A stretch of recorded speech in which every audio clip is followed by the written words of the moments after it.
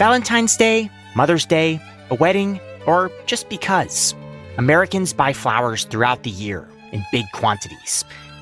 If you walk into a grocery store, you're likely to find the best sellers, wrapped in plastic and sold in bundles and bouquets. Roses, tulips, lilies. But there's another flower that's been in high demand. A particularly showy one with large frilly petals. Everyone loves peonies. That's Bob Milano. He's a flower wholesaler. He used to only be able to get peonies in the springtime for, 2, 3, 4 weeks, and that was about it. And someone's calling in August and saying, I want peonies for my wedding, or I want peonies for my client. That's Jasmine Gomez-Gonzalez, another flower wholesaler. And some things just aren't grown normally in August. If it was Amazon, I'm sure I can order it and have it ready, but we're working with the weather here, right? But when there's demand, supply finds a way. Advances in refrigeration and logistics have turned the cut flower industry from a direct farm-to-consumer business into an international web of farms, shipping companies, wholesalers, distributors, and retailers. You can get your peonies year-round now for the most part, and it's by bouncing around the entire world. Right now, we're getting them in Chile. When the Chile season ends, we're going to get them in Israel. When Israel season ends, we'll get them domestically in Arkansas and in North Carolina. When it ends there, we come into Oregon, Washington. After Oregon, Washington, we go up to Alaska. At the same time, we'll also hit the Midwest. So we go all over the place, but then the prices will fluctuate based upon where they're being produced. In 2024, Americans bought over $7 billion worth of cut flowers. Most of those were imported from international farms. We buy more cut flowers than any other country, and that means we dictate what kind of flowers farms grow and when they grow them, like peonies in August. The farms, especially the last 5 years, they've done a really good job of trying to fill the gaps of flowers that aren't normally available year-round. This was our first year to ever have peonies year-round. And that is an incredible feat because peonies are one of the most sought-after flowers in the industry. And Gomez-Gonzalez understands why. Peonies are her favorite flower. I will be a diehard peony fan till my end days. I love them. Milano has a different approach to the flower business. My favorite flower is a sold flower that's paid for.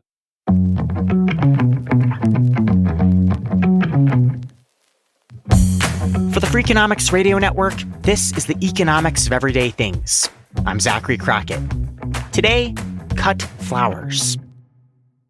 Bob Milano is the vice president of wholesale operations for his family's business, Milano & Company. It's a grower and wholesaler of cut flowers in California.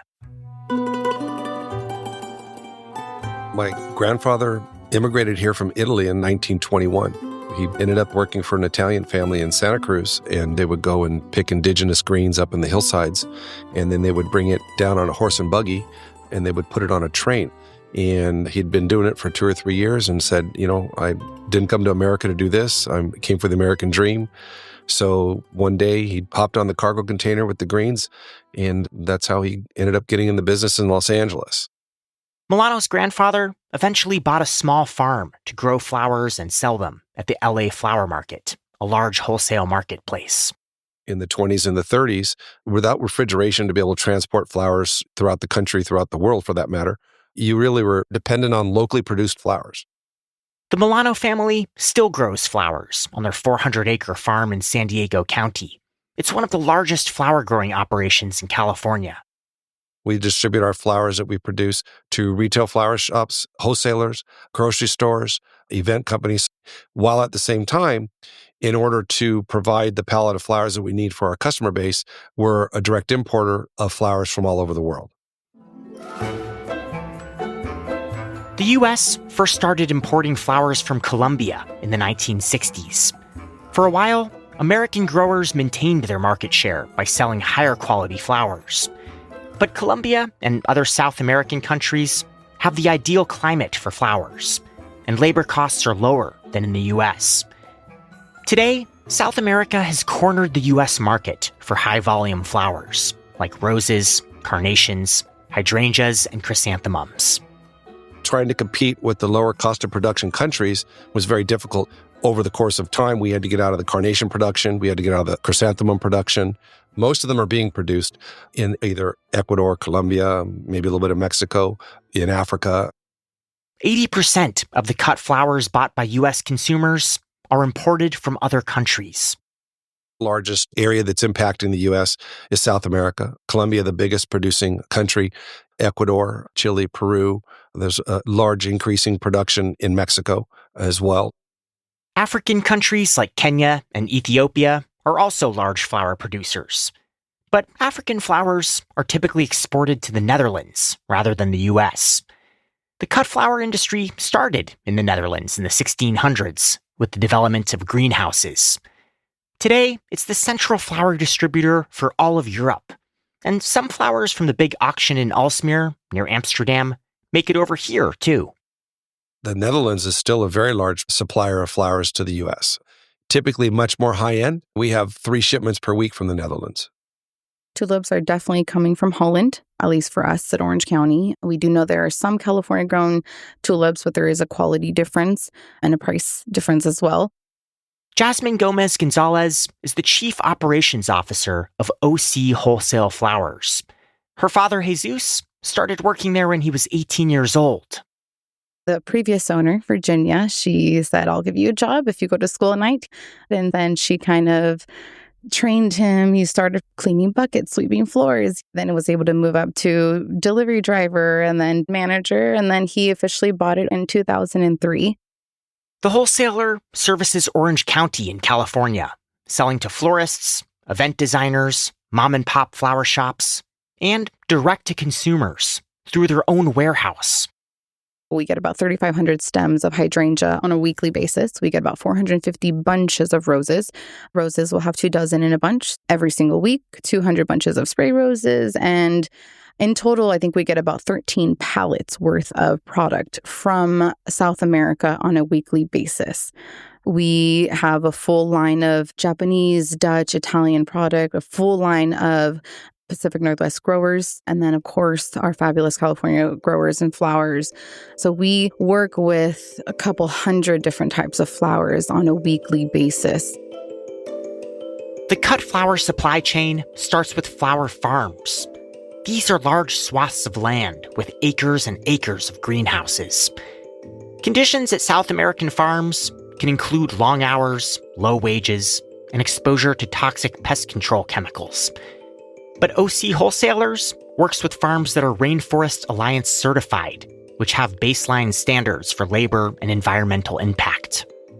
On a rose standpoint or carnation standpoint or even hydrangea standpoint, they are timing themselves out perfectly to make sure they consistently have the availability to cut florals every single day of the year. The international flower market hinges entirely on quick and dependable shipping. Flowers are highly perishable. They're essentially dying from the moment they're harvested. The supply chain is set up to make sure that the product can get from a farm to a wholesaler in just a week's time. Again, here's Bob Milano. Let's just take roses. I'm buying flowers from a flower grower in South America. They're going to harvest their flowers today, let's say. They're going to send them into their packing shed for grading and bunching, and then hydrate those for post-harvest, typically speaking, at least for a day. Day 3, in a perfect world, packed into a box, brought to the airport. Day 4, if you're lucky, it's going to fly out. Day 5, it gets into Miami. If you're lucky, it shows up on time and agriculture clears it that same day. And then maybe day 6, it's ready to be shipped by a trucking company to go anywhere in the U.S. Flowers enter the U.S. by the planeful. They come on freight flights and in the cargo hold of commercial flights. Since the 1960s, Miami International Airport has been the main point of entry for South American flowers. That's where some of the shipments go through customs, where officers check boxes for drugs and bugs. They'll check all those pallets that are coming in, and if they find one box of something that has a bug in it, they will hold that whole product. They have to either fumigate them or destroy the boxes. Bob Milano says that this system is expensive. Flowers must pass federal United States Department of Agriculture inspections. and also state-level inspections. There's redundancies in there. For example, we'll fly flowers into Miami. They'll clear USDA and Florida inspections, right? And yet they still need to be re-inspected when they enter California, because California's got the requirement to inspect them. So you start talking about increased costs. Every single time you touch the flowers, it's increasing the cost and it's potentially hurting the quality of the flowers. Milano's and OC Wholesale's flowers travel from Miami to California on refrigerated trucks. It typically takes them 3 days to make the journey. So now you're talking about a rose that was harvested 9 to 10 days ago. In a perfect world, by the time a wholesaler is going to get it on the West Coast, it could be 2 weeks old by the time a customer can get it. To shave off a few days from the timeline, Milano will fly some flowers from South America directly to Los Angeles International Airport. The air freight into Los Angeles is more expensive than the air freight into Miami. But then when you add the truck freight from Miami to Los Angeles, it kind of equals itself out. So we've carved out 5-6 days in that distribution channel. Jasmine Gomez Gonzalez says that her company, OC Wholesale, will also fly flowers directly into LA, particularly specialty orders they're purchasing at the flower auction in the Netherlands. It's consistently moving. The availability is a day-to-day basis, but the rotation is very quick, meaning that I can buy product from Holland on a Thursday and I have it here in my warehouse by Sunday morning. They purchase it, they package it, they ship it, they clear it through customs, and I get it in my warehouse in a 2.5-day turnover. That kind of speed doesn't come cheap, but OC Wholesale's customers are willing to foot the bill.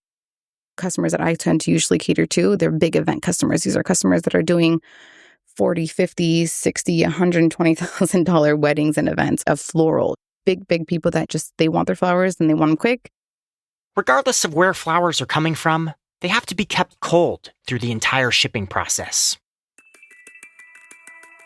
From the moment that these flowers are cut, they are maintained at a consistent 42-degree coldness, from when they're cut to when they are packaged to when they go onto the trucks to when they fly.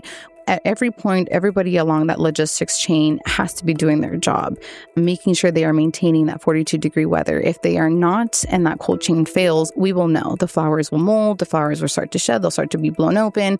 We keep that consistency by making sure that we have thermometers coming from the farm so we can track the cold chain. If the cold chain stays intact during shipping, flowers will arrive at OC Wholesale closed, but still very much alive. When their stems are reclipped, they burst into bloom. Once that flower is cut and leaves that 42-degree weather, that's when the opening process starts, and they should be able to last a week or 2 weeks, depending on the product and how it's maintained. How long a flower lasts also depends on the flower's freshness, and that varies drastically throughout the industry. A lot of people, when they buy bouquet flowers, at the grocery store, they want something fast, easy, and cheap that they can go ahead and gift someone and then, call it a day. But we're catering to people that need longevity of florals. They need to make sure the roses are specific head sizes in comparison to what we call the Hershey Kiss roses at the grocery store. They want something that opens beautiful. They have a high petal count. People buy flowers year-round, but Valentine's Day and Mother's Day are the Super Bowls of the flower industry. You're talking about 5Xing the overall daily consumption of flowers, and that's a big strain on the infrastructure. That's coming up.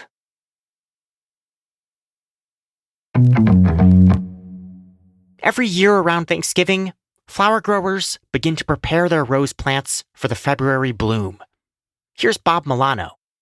We're coming into the window of time that the growers will start cutting back their roses, which is referred to as pinching, and they cut them back in order to try and bring the production in at Valentine's, which is their heyday, right?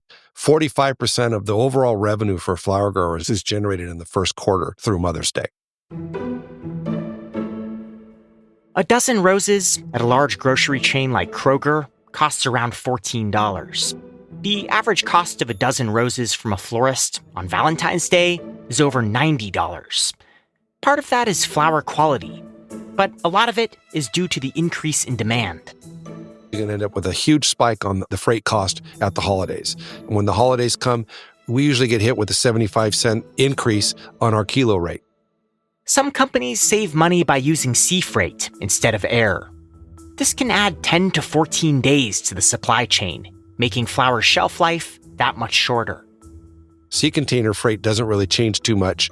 It's the air freight that changes because you have to charter more planes to move the flowers. But typically speaking, you're in the $1.75 to $2 range per kilo into Miami, and you're into the $2.50-ish to $2.75 range into Los Angeles per kilo.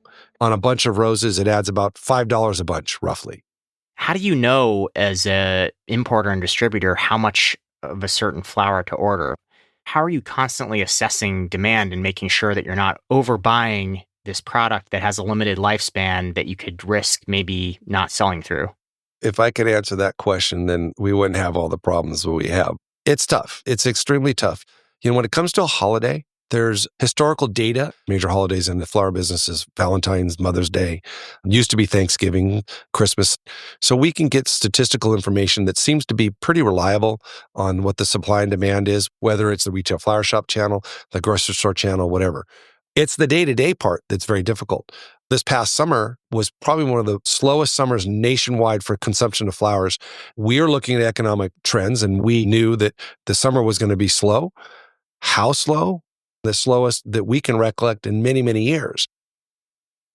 We have finally perfected what we call our standing orders. And these are orders that we have with our farms that we get every single week, no matter what, whether it's busy or slow, but we got to move it. Thankfully, now we're at a point where we're going to have about 5% waste on a weekly basis, which is very minimal for working with perishables. Like any industry middleman, wholesalers make their money by marking up the product they're distributing. The industry standard, for the most part, depending on the area of the country, a wholesaler's margin that they're going to operate on is typically around 35% on up to low 40s, depending on the competitiveness of that market. But Milano says their costs are going up. It's not just transportation. It's labor. It's government regulations. You're dealing with labor increases throughout the world, okay? California labor is just skyrocketed, right? But at the same token, labor costs in Mexico, labor costs in South America, they've also experienced increases. Flower prices fluctuate a lot in response to all these inputs. Here's Jasmine Gomez-Gonzalez. We're dealing with so many factors like Mother Nature. There could be things like tariffs. Maybe there is a disease in a greenhouse, and then that means that their supply gets a little bit lessened and the demand is higher. They're going to have to raise their prices a little bit to cover those expenses to make sure that they recuperate the greenhouses. Tariffs hit the flower industry particularly hard this summer. Over the summer, we had a big change in the tariffs that affected directly the flowers. We are paying 16.8% tariff costs from Ecuador on roses alone. So by the time that you purchase a bunch of roses at, let's say, $7 or $8 a bunch, including freight, the cost of product actually is getting here at around maybe $12, $14 a bunch, and that's just all the costs that go into it. When the flower market went international in the late 20th century, American growers didn't completely leave the market. 20% of flowers in the U.S. market are still domestically grown. California grows most of these. Growers had to give up on certain markets and go after other new or novel items.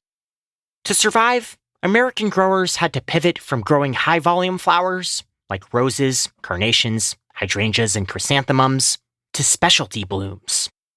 We have a lot of customers that want the unique textured blooms, and we have a lot of California farms that do that, and they do that very, very well. So we will definitely continue getting those different and unique florals, paying a top dollar for them to make sure that our customers have the variety of floral that they're looking for to get them to stand out. But in recent years, rising labor costs and water scarcity have put pressure on the California farms. In California, what's happening is growers are making those decisions to get out because it's not as profitable as it used to be, or even profitable at all. And we saw this coming 15, 20 years ago, so it's not a surprise. The largest growers in South America are buying up the smaller growers. Many see California land as better suited for another industry. In the past 10 years, one big industry that kind of blew up in California was the marijuana industry. So a lot of farms said, we're not going to be growing flowers anymore. We're going to be growing marijuana. But there is some good news for those in the industry. We are seeing increased demand for flowers, and the younger generation is valuing flowers unlike the older generation is. So that's a really good thing to see. The new generation is wanting to buy local flowers, which is good to some extent for us domestic producers. So, it's just going to continue to change. And Jasmine Gomez Gonzalez hopes to pass on her family business to the next generation. I have 2 young babies. They are very young, but I bring my Ezekiel to work. He washes buckets. He's helping where he thinks he can. So maybe one day, you never know.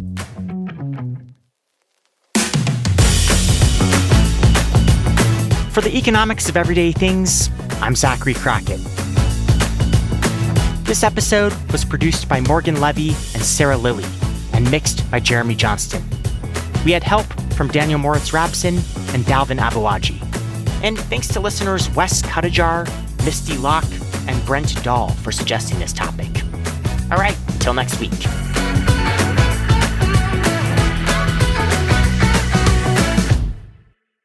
You would think I would have flowers consistently in my house, and I don't. The Freakonomics Radio Network, the hidden side of everything. Stitcher.